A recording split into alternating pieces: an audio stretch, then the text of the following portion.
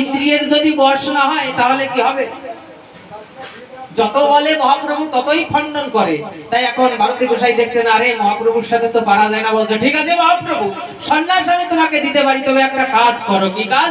তুমি যাও এখান থেকে, দেখো সন্ন্যাস নিতে গেলে তো মাথা মুন্ডন করতে হয়, তুমি কথা নিবা, এখান থেকে দেখবা কিছু দূর গিয়ে মধুনাভিতের বাড়ি আছে, এই মধুনাভিতের কাছে গিয়ে তুমি মাথা মুন্ডন করে আসবা, আমি তারপরে তোমাকে সন্ন্যাস মন্ত্রে দীক্ষিত করব। মানে ভারতী গোসাই এই জন্যই পাঠিয়েছে, জানে যে এই মধুনাভিত হলো ফেলো করি মাখো তেল। মহাপ্রভু যখন সকালবেলা বাড়ি থেকে এসছে নিশ্চয়ই কোনো টাকা পয়সা আনে নাই। আর এই মধুনাভিতের নিয়ম হচ্ছে কি, কেউ যদি টাকা না দেয় তার মাথায় খুর উৎসয়। তাহলে আমি যদি এখন মধুনাভিতের কাছে মহাপ্রভুকে পাঠাই, তাহলে মহাপ্রভু যখন এই মুন্ডন করতে যাবে, মধু পণ্ডিত আগে বলবে আমার টাকা দাও, টাকা না দিলে মুন্ডন হবে না, মুন্ডন হবে না, আমারও সন্ন্যাস দিতে হবে না, মহাপ্রভু আমার শিষ্য হবে না, আমি মহাপ্রভুর চরণ সেবা করতে পারবো। এই চিন্তা করে মহাপ্রভুকে যখন পাঠিয়েছে, মহাপ্রভু ধীরে ধীরে ওই মধুনাভিতের বাড়ি গিয়েছে। বলছে মধুরে, যখন মধু বলে ডাক দিয়েছে, মধু বলছে কে? বলছে আমি নিমাই। বলে ঠাকুর কেন এসেছো? বলছে মধুরে, আমার যে একটা নিবেদন ছিল। কি? বলে শোন রে, তুই না আমার মস্তক মুন্ডন করে দে। তা বলছে ঠিক আছে ঠাকুর, মুন্ডন করাই তো আমার কাজ, যে যা করে সেটা তো তারই কাজ। তাহলে আমি নাপিত ব্যবসা করি, এই মুন্ডন করা চুল কাটা কাজই আমার, তা আপনি আমার কাছে এসেছেন, বসেন, আমি আপনাকে ভালো করে মুন্ডন করে দিই। তবে প্রভু একটা কথা জানেন তো? বলে কি? কথাটা হচ্ছে কি, ফেলো করি মাখো তেল, আমি কি তোমার পর? আমার নিয়ম হচ্ছে উসুলে বাবা, তুমি আমাকে টাকা আগে না দিলে আমি কিন্তু মুন্ডন করব না।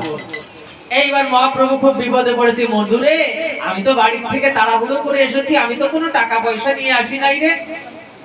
তা বলছে ঠাকুর তাহলে তো আমি তোমাকে মুন্ডন করে দিতে পারবো না। তা মহাপ্রভু বলছে মধুরে, আমি একটা কথা তোকে দিতে পারি টাকার বদলে। কি?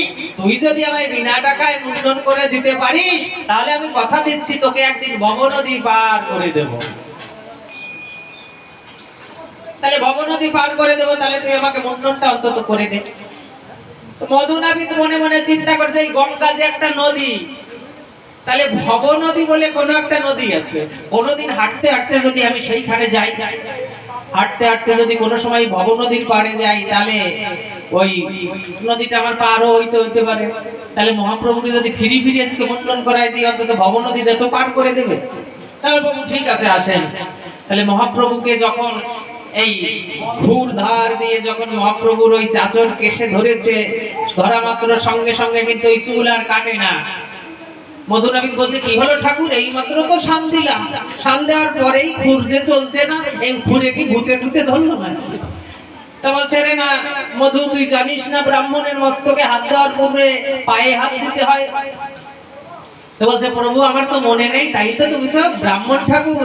এসব প্রভু, যখন মহাপ্রভুর চরণে প্রণাম করে যখন খুর চালনা করেছে, অসুন্দর চাচর কেশ ধীরে ধীরে সব মুন্ডন করে, এইবার বলছে যখন মহাপ্রভু দাঁড়িয়েছে, তখন মধু বলছে প্রভু গো, জীবন ভরে আমি কত মুন্ডন করেছি বটে, কিন্তু প্রভু আমি তোমায় আজ কথা দিলাম, জীবনে এই হলোই আমার প্রথম মুন্ডন, আর এই হলোই আমার শেষ মুন্ডন।